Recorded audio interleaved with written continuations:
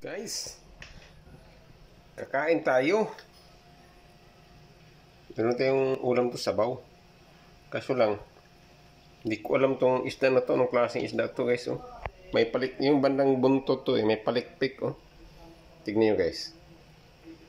Ano kayang klase to? Yan. Tuna kaya to? Pag-comment lang sa baba, guys. Yan, sa bandang kabilang side. Ayan. Yan, guys, oh.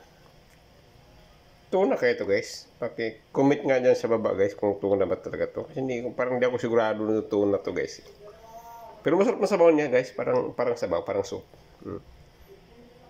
Yan, oh.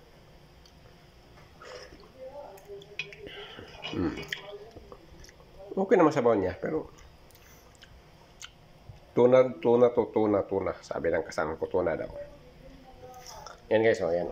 Yung hiwa niya. Yan. Tuna ba yan, guys? Yan, kunting kanin lang, guys. Kunti lang yan. Yan. Okay, guys. Paki-comment below, guys. Kain tayo, guys. Tuna. Tuna